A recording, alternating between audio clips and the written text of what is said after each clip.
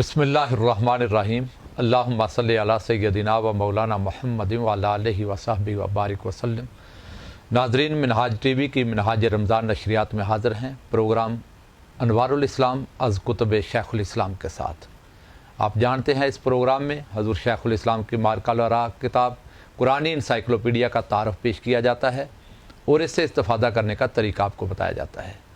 آج پھر ہمارے اسٹوڈیو میں ہمارے مہمان بنے ہیں محترم علامہ رانا محمد ادریس قادری صاحب، منہاج القرآن مرکز کے خطیب اعظم ہیں۔ رانا صاحب، آپ کو ویلکم کرتا ہوں منہاج اسٹوڈیو میں اور آپ کا شکریہ ادا کرتا ہوں۔ آپ مسلسل کئی دنوں سے ہمارے ساتھ اس پروگرام کو جوائن کر رہے ہیں اور ہمارے ناظرین کے لیے یہ ایک اہم فریضہ سر انجام دے رہے ہیں۔ آپ تیسری جلد پر بات ہماری جاری تھی کہ اس سے ہم کس طرح اپنے موضوع کو تلاش کر سکتے ہیں قرآن انسائکلوپیڈیا سے، اور تیسری جلد میں کون کون سے اہم موضوعات کو قائد محترم نے قلم کے ساتھ محفوظ کیا ہے۔ اعوذ باللہ من الشیطان الرجیم، بسم اللہ الرحمن الرحیم۔ میں ایک بار پھر شکر گزار ہوں منہاج ٹی وی کی انتظامیہ کا کہ جن کی وساطت سے ان کی نہایت ہی اہم نشریات منہاج رمضان میں انوار الاسلام از کتب شیخ الاسلام کے پروگرام میں مجھے قرآنی انسائکلوپیڈیا پر بات کرنے کا شرف حاصل ہو رہا ہے۔ بات ہو رہی تھی کہ اس قرآنی انسائکلوپیڈیا سے استفادہ کیسے کیا جا سکتا ہے، اور اس کے مختلف طریقوں میں سے پہلا طریقہ یہ ہے کہ اس کی 400 صفحات پر مشتمل موضوعاتی فہرست کے ذریعے انسان اپنے سبجیکٹ اور ٹاپک کو تلاش کر سکتا ہے۔ وہ مثلاً آج ہم جس موضوع پر بات کر رہے ہیں اس موضوع کو بھی ساتھ ہم ڈسکس کریں گے کہ حضور شیخ الاسلام نے اس پر قرآن پاک کے حوالے سے کیا رہنمائی فراہم کی ہے، اور دوسرا اس کو کیسے تلاش کیا جا سکتا ہے۔ مثلاً تیسری جلد کے اندر سائنس اور ٹیکنالوجی پر بھی بات ہے۔ اب اگر کوئی شخص چاہتا ہے کہ قرآن سائنس پر کیا کہتا ہے، ٹیکنالوجی کے حوالے سے کیا بات کرتا ہے، یا وہ اسپیسیفک سبجیکٹ کو چاہتا ہے کہ انسان کا حیاتیاتی ارتقاء کیا ہے، انسان کا کیمیکل ایولیوشن، اس کا کیمیائی ارتقاء، اس پر قرآن کیا کہتا ہے، اس کو کیسے تلاش کرنا ہے اس موضوع کو کہ قرآن اس پر کیا رہنمائی دیتا ہے، تو پہلا طریقہ تو یہ ہے کہ دیکھیں جب اس کا سبجیکٹ ہے کہ وہ جاننا چاہتا ہے کہ انسان کا کیمیائی ارتقاء کیا ہے، اس پر قرآن کیا کہتا ہے، تو یہ پتہ چل گیا کہ اس کا سبجیکٹ سائنس سے تعلق رکھتا ہے۔ تو جب سائنس سے تعلق رکھتا ہے تو وہ جب اس کی پہلی جلد کو دیکھے گا جس میں ان کی 5 جلدوں کا انٹروڈکشن دیا گیا ہے، تو جب 5 جلدوں کے انٹروڈکشن کو پڑھیں گے تو آپ دیکھیے ذرا کتنی دیر لگتی ہے۔ یہ میرے سامنے نکل آیا، پہلی جلد اس کا لکھا ہوا ہے کہ اس میں ایمان باللہ ہے، وجود باری تعالیٰ ہے، عقیدہ توحید اور اس کے ضروری متعلقات۔ پہلی جلد اس میں سائنس کا موضوع نہیں۔ دوسری جلد پر گئے تو اس میں لکھا ہوا ہے شرک اور اس کا بطلان، ایمان بالرسالت، ایمان بالکتب، ایمان بالملائکہ، ایمان بالقدر اور ایمان بالآخرت۔ پتہ چل گیا کہ سائنس کا موضوع اس میں بھی ایمانیات کے بارے میں۔ پھر تیسری جلد میں جب آپ گئے تو تیسری جلد کا تعارف کرتے ہوئے بالکل چند لفظوں میں لکھا ہے کہ اس میں احوال قیامت کا بیان ہے، عبادات کا ذکر ہے، معاملات کا ذکر ہے، حقوق و فرائض کا ذکر ہے، اور سائنس اور ٹیکنالوجی کا ذکر ہے۔ جی بالکل۔ تو پتہ چلا کہ اگر سائنس سے ریلیٹڈ ہماری بات ہے تو وہ ہمیں تیسری جلد میں ملے گی۔ تیسری جلد پھر اس کی موضوعاتی فہرست میں چلے جائیں، حوالے قیامت پر، حقوق و فرائض پر، یہ ہماری پچھلی نشستیں ہو گئی ہیں۔ جی ہاں۔ اب تیسری جلد کو جب آپ لیتے ہیں تو تیسری جلد شروع ہوتی ہے 1651 پیج سے۔ اب آپ کو 400 صفحات کی پوری فہرست دیکھنے کی بھی ضرورت نہیں پڑے گی، آپ ڈائریکٹ 1651 پیج پہ چلے جائیں گے۔ جیسے یہ 1449، 1728، تو آپ یہ پیچھے نکالا تو 1651 آ گیا، اوپر لکھا ہوا ہے کہ جلد نمبر 3، یہاں سے جلد نمبر 3 کے مشمولات، اس کے موضوعات شروع ہو جاتے ہیں۔ اب اس پر آپ نے سائنس اور ٹیکنالوجی پر پڑھنا ہے تو سائنس اور ٹیکنالوجی پر صرف اس جلد کی اس فہرست کو آپ کو دیکھنے کی ضرورت پڑے گی، اور آپ بڑی آسانی کے ساتھ اپنے موضوع پر پہنچ جائیں گے۔ آپ جب دیکھتے چلے جاتے ہیں مختلف موضوعات آ رہے ہیں، اور پھر جو شروع میں جیسے ایک لائن میں چند چیزیں لکھی تھی اس ترتیب سے بھی پتہ چلتا ہے کہ سائنس اور ٹیکنالوجی کا ذکر اس جلد کے بھی اینڈ پر آئے گا۔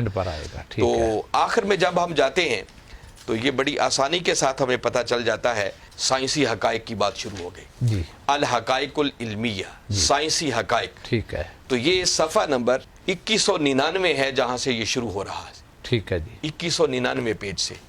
تو 2199 پیج جب آپ کھولیں گے، اب یہ میرے سامنے تیسری جلد ہے، تیسری جلد کا پیج نمبر 2199 کھولا تو اس پر یہ سامنے آ گیا الارتقاء الکیمیاوی، للجسم الانسانی، یعنی انسانی جسم کا کیمیائی ارتقاء. ٹھیک ہے جی. اب دیکھیں اس قرآنی انسائکلوپیڈیا کے اندر خالی عبادات پر، معاملات پر، حقوق و فرائض پر اور قیامت اور ایمانیات کی باتیں ہی نہیں ہیں، بلکہ سائنس پر بات ہے، ٹیکنالوجی پر بات ہے، انسانی جسم کا کیمیکل ارتقاء کیسے ہوا، اس کا حیاتیاتی ارتقاء کیا، ان سارے موضوعات کو بھی ڈسکس کیا یعنی گیا. دور جدید کے طلباء اس سے آپ اگر سائنسی انفارمیشن لینا چاہیں، اس موضوع کو اگر ہم دیکھیں تو اس موضوع کے حوالے سے جب حضور شیخ الاسلام نے انسانی جسم کے کیمیائی ارتقاء پر بات کی ہے تو اس پہلے تو اس کے حیاتیاتی اجزاء ترکیبی بیان کیے گئے کہ انسان کن کن اجزاء سے مل کر بنا. مثلا قرآن پاک میں ذکر آتا ہے کہ انسان کی تخلیق کے اندر مٹی استعمال کی گئی ہے، جس کو التراب کہا ہے قرآن نے.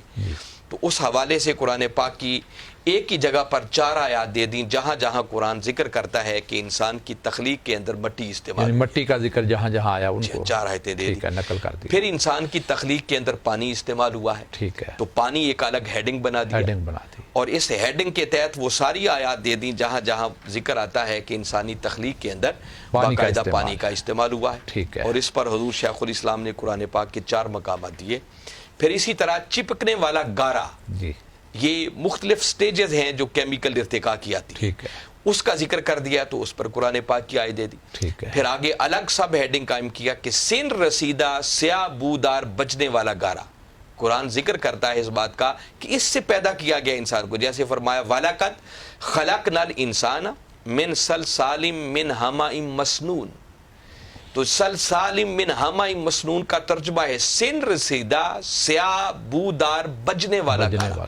تو وہ الگ ہیڈنگ قائم کر دیا کہ یہ بھی ایک سٹیج آتی ہے کیمیکل ارتقاء کے اندر. 3 مقامات پر قرآن نے اس کا ذکر کیا، وہ آیات دے دی. پھر اسی ٹھیکری کی طرح بجنے والا خشک گارا، یہ ایک الگ ہیڈنگ قائم کر دیا جس کو قرآن کہتا ہے خلق الانسان من صلصال کالفخار، ٹھیکری کی طرح بجنے والا. تو اس کو الگ ہیڈنگ قائم کر کے وہ آیت نیچے دے دی. اسی طرح مٹی کا خلاصہ سلالۃ من طین، یہ الگ ہیڈنگ قائم کر کے وہ آیت کریمہ اس کے نیچے دے دی وَلَقَدْ خَلَقْنَا الْإِنسَانَ مِنْ سُلَالَةٍ مِنْ طِین.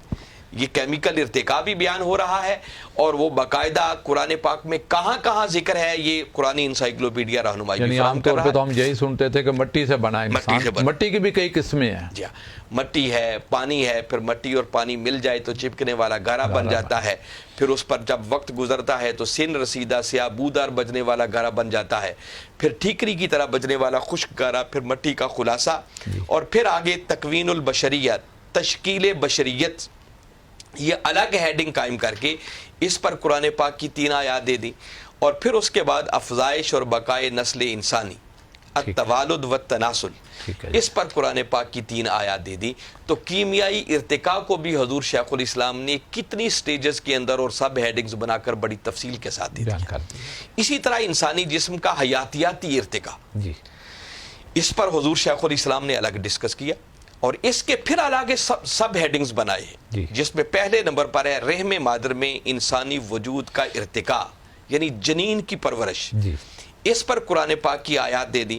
یہ سورہ مومنون، اس کی آیت نمبر 12 ہے، پھر آیت نمبر 13 ہے، آیت نمبر 14 ہے، یہ اکٹھی 3 آیات دے دی. پھر اسی طرح سورہ حج، اس کی آیت نمبر 5 ہے، اس کا ذکر کر دیا. سورہ علق کے اندر اس بات کا ذکر کی گیا. تو ساری آیتیں اس ہیڈنگ کے نیچے دے دی. پھر اس کے بعد 3 تاریک پردوں میں تخلیقی مراحل، 3 تاریک پردوں کے اندر جب انسان کی حیاتیاتی ارتقاء ہو رہی ہوتی ہے، اس کا ذکر قرآن کہاں کرتا ہے؟ تو وہ سورہ زمر کی آیت نمبر 6 وہ درج کر دی گئی. ماں کے پیٹ میں جب انسان کی افزائش ہو رہی ہے اس کے اندر مختلف اس کا ذکر ہو رہا ہے. پھر نطفہ امشاج، مرد اور عورت کا مخلوط نطفہ، اس کا ذکر قرآن کہاں کہاں کرتا ہے؟ 5 آیتیں اس کے ذیل میں دے دی.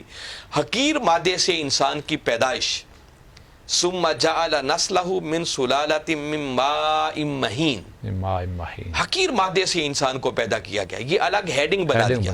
اس کے نیچے اس سے ریلیٹڈ ساری آیات دے دی. پھر ایک سب ہیڈنگ قائم کیا خلیاتی تقسیم. اس پر 4 مقامات پر قرآن نے بات کیا تو 4 آیتیں پورے حوالہ جات ریفرنس کے ساتھ وہ ایک جگہ پر جمع کر دی. پوری آیتیں عربی میں بھی دے دی، ساتھ ان کا اردو میں ترجمہ بھی دے دیا. پھر انڈے کی رحم مادر میں منتقلی، یہ الگ ہیڈنگ قائم کر دیا. دیکھیں نا، یہ اس کا بایولوجیکل حیاتیاتی ارتقاء کی بات ہو رہی ہے. ٹھیک ہے. اس کو الگ ہیڈنگ بنایا اور اس کے نیچے اس سے ریلیٹڈ آیات دے دی. پھر اسی طرح رحم مادر میں نطفہ سے ولادت تک کے 6 ارتقائی مراحل، اس کا ذکر قرآن کہاں کہاں کرتا ہے. وہ ساری آیات اس سے ریلیٹڈ جتنی ہیں وہ تفسیر سورہ مومنون کے اندر بھی ہے، سورہ قیامہ کے اندر بھی ہے، سورہ علق کے اندر بھی ہے. وہ ساری آیتیں ایک جگہ پر جمع کر دی. پھر اللہ کے ہاں انسان کی تخلیق زمین و آسمان کی تخلیق سے بڑا کام نہیں ہے.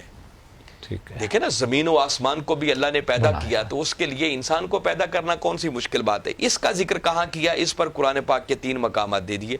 پھر رحم مادر میں جنس کا تعین، کہ رحم مادر کے اندر ہی جنس کا تعین بھی ہو جاتا ہے کہ یہ بچی ہوگی یا بچہ ہوگا، لڑکی ہوگی یا لڑکا ہوگا. اس سے ریلیٹڈ قرآن پاک کی آیات وہ دے دی. لوتھڑے سے ہڈیاں بننا اور پھر ہڈیوں پر گوشت پوست چڑھنا، اس کا ذکر قرآن کہاں کرتا ہے؟ وہ ساری آیات اس ہیڈنگ کے نیچے دے دی. سننے، دیکھنے، بولنے اور محسوس کرنے کی قوت ملنا، اس کا ذکر قرآن کہاں کہاں کرتا ہے. دیکھیں کتنے سب ہیڈنگز قائم کر کے اس کے حیاتیاتی ارتقاء کو بیان کیا گیا. پھر اس کے بعد اگلا ہیڈنگ قائم کیا، ماں کے رحم جیسے محفوظ مقام پر نطفے کا ایک معینہ مدت تک رہنا، ٹھیک ہے. اس کا ذکر کر دیا. اور اس سے ریلیٹڈ آیات پیدائش سے پہلے کے رازوں سے صرف اللہ ہی واقف ہے. اس کے ریلیٹڈ ساری آیات 5 مقامات حضور شیخ الاسلام نے کھنگال کر درج کر دیے. اللہ تعالیٰ جسے چاہے بیٹا یا بیٹی دے اور جسے چاہے بے اولاد رکھے، یہ اللہ کے ہاتھ میں ہے سب کچھ. قرآن اس پر کیا رہنمائی فراہم کرتا ہے اور کہاں کہاں قرآن نے یہ بات کی ہے، یہ ساری آیات ایک جگہ پر اکٹھی کر دی. پھر اس کے بعد حمل کی کم سے کم مدت 6 ماہ ہے. ٹھیک ہے. اس کا ذکر قرآن پاک میں کہاں کہاں آتا ہے، وہ ساری آیات اس کے نیچے جمع کر دی. مدارج تخلیق میں اللہ تعالیٰ کی عظمت کا اقرار، وہ ساری آیات اس سب ہیڈنگ کے نیچے دے دی. انسانی مقصد حیات اللہ تعالیٰ کی بندگی ہے، انسان کو کس مقصد کے لیے پیدا کیا گیا، اس سے ریلیٹڈ قرآن پاک کی آیت دے دی. موت و حیات کی تخلیق کا مقصد انسانی آزمائش ہے، ٹھیک، اس کا ذکر کر دیا. اور اس سے ریلیٹڈ ساری کی ساری آیات دے دی. انسان کو اپنی تخلیق اور پرورش پر غور کرنے کی دعوت، اس کا ذکر کر دیا. درست اعضاء اور معتدل قامت کے ساتھ انسان کی پیدائش اللہ تعالیٰ کا احسان عظیم ہے.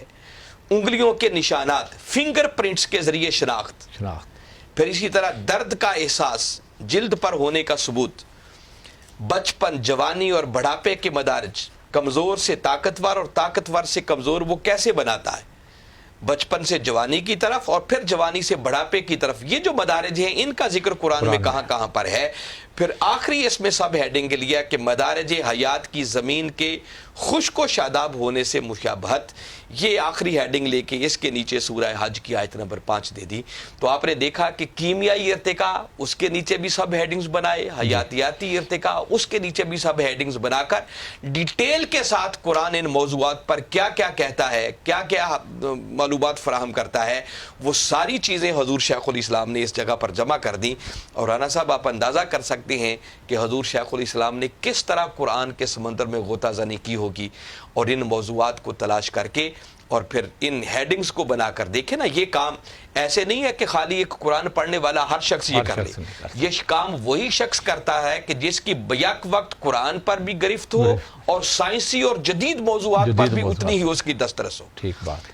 اگر ایک آدمی سائنس جانتا ہی نہیں ہے، اس بیچارے کو پتہ ہی نہیں ہے یہ کیمیائی ارتقاء کیا ہوتا ہے، کیمیکل ایولیوشن کیا ہوتا ہے، تو وہ بیچارہ ان موضوعات پر کیا قرآن سے رہنمائی لے گا اور کیا اس پر فراہم کرے گا کمار پر. تو یہ حضور شیخ الاسلام کی بیک وقت جدید اور قدیم علوم پر دسترس اس کی طرف دلالت کرتا ہے کہ کس طرح اللہ تعالیٰ نے ان کو بیک وقت سارے علوم پر دسترس عطا کیا. سبحان اللہ، سبحان اللہ. اور ایسی بہت ساری مثالیں ہماری جامعہ اسلامیہ منہاج القرآن کے وقت، ایک وقت شیخ الجامعہ جو ہوتے تھے وہ پروفیسر ڈاکٹر عبد المجید صاحب ہوتے تھے. جی جی، فزکس میں پی ایچ ڈی تھے. جی، فزکس میں انہوں نے پی ایچ ڈی کی ہوئی تھی. ہم نے بھی ان سے پڑھا. انہوں نے خود ایک دن یہ بات سنائی. کہتے ہیں کہ مجھے حضور شیخ الاسلام کے اسٹڈی روم میں جانے کا موقع ملا تو میں نے دیکھا کہ وہاں فزکس کی بڑی بڑی کتابیں پڑھی ہوئی تھیں. تو کہتے پہلے تو میرے ذہن میں گیا کہ یہ بعض لوگ علماء اور یہ لوگ شاید لوگوں پر اپنا روب قائم کرنے کے لیے کتابیں ایسے رکھی ہوتی ہیں. تو کہتے حضور شیخ الاسلام کے لیے آپ کسی کام کے لیے ذرا اٹھ کر گئے تو کہتے میں نے ایک کتاب اٹھا کر جیسی دیکھی تو کہتے میں دیکھ کر دنگ رہ گیا کہ اس کی جگہ جگہ پیجز پر لائنیں انڈر لائن کی ہوئی تھی اور وہ ایسے لگتا تھا کہ جیسے کتنی ڈیپتھ اور گہرائی کے ساتھ ان فزکس کی کتابوں کو بھی پڑھا گیا ہے. اور وہ ڈاکٹر تھے, یعنی پی ایچ ڈی تھے فزکس کے اندر, اور وہ کہتے تھے کہ مجھے خود شرم محسوس ہو رہی تھی کہ میں اس سبجیکٹ پر پی ایچ ڈی کی ڈگری رکھنے والا آدمی ہوں, اور وہ کتابیں ابھی میری نظر سے نہیں گزری تھی جو حضور شیخ الاسلام کے مطالعہ میں تھیں, اور آپ نے اس طرح مطالعہ کیا ہوا تھا کہ جگہ جگہ پر وہ مختلف مقامات کو بھی انڈر لائن کر رکھا تھا. تو اس طرح حضور شیخ الاسلام کو اللہ رب العزت نے یہ علمی دسترس عطا کیا کہ یک وقت جدید موضوعات پر بھی ان کی دسترس ہے اور قدیم موضوعات پر بھی اسی طرح وہ پوری دسترس رکھنے والے ہیں. تب جا کر یہ قرآن انسائیکلوپیڈیا سامنے آیا. سبحان اللہ. ناظرین, قرآن انسائیکلوپیڈیا کی تیسری جلد پر ہماری گفتگو جاری ہے. یہ قرآن انسائیکلوپیڈیا میں آپ کو دکھا رہا ہوں. آپ نے آج کا پروگرام سماعت فرمایا, ملاحظہ فرمایا. رمضان المبارک میں ہم اپنے بچوں کو, ہمارا کلچر ہے, عیدی دیتے ہیں, رمضان کی خوشیوں میں ان کو شریک کرتے ہیں. تو اس ماہ رمضان میں جب آپ اپنے بچوں کو عیدی دیں, ان کو کپڑے بنا کے دیں, ضروریات زندگی یا تحائف کی شکل میں جو کچھ ہم دیتے ہیں وہ ضرور دیں, بچوں کا حق ہے. مگر ساتھ ہی میری گزارش ہے آپ یہ اپنے بچوں کو قرآن انسائیکلوپیڈیا تحفہ دیں عید کا, کیونکہ یہ بچوں کی روحانی تربیت, ذہنی تربیت, علمی تربیت اور ان کے علمی ارتقاء کے لیے, ان کو ایک ڈائریکشن دینے کے لیے, زندگی گزارنے کا ڈھنگ دینے کے لیے, علم سے جوڑنے کے لیے, قرآن مجید سے جوڑنے کے لیے یہ بڑا عظیم شاہکار ہے. اب آپ اس کو لینے کے لیے, پانے کے لیے, حاصل کرنے کے لیے آپ کے قریب جہاں کوئی منہاج القرآن کے سینٹرز ہیں, منہاج القرآن کی تنظیمات ہیں, آپ ان سے رابطہ کر سکتے ہیں اور آپ تک یہ قرآن انسائیکلوپیڈیا پہنچ جائے گا. یقین جانیے یہ آپ کی نسلوں کی حفاظت کے لیے اور ان کی ذہنی تعمیر و ترقی کے لیے, افزائش کے لیے یہ کتاب ایک سنگ میل کی شان کی حامل ہے. ضرور اپنے بچوں کو اپنے گھروں میں لائبریریوں کا حصہ بنائے اس کتاب کو, یہ آپ کی نسلوں کو سنوارے گا. انشاءاللہ یہ نشستیں ہماری چلتی رہیں گی, آپ کی خدمت میں حاضر ہوتے رہیں گے. میں آپ احباب کو دعوت دے رہا ہوں, آپ اس پروگرام کے ذریعے اپنے بچوں کو شامل کر کے منہاج رمضان سے استفادہ کریں. قرآن انسائیکلوپیڈیا کے اس پروگرام سے اپنی نسلوں کو سنواریے. بہت شکریہ. دیکھتے رہیے منہاج رمضان.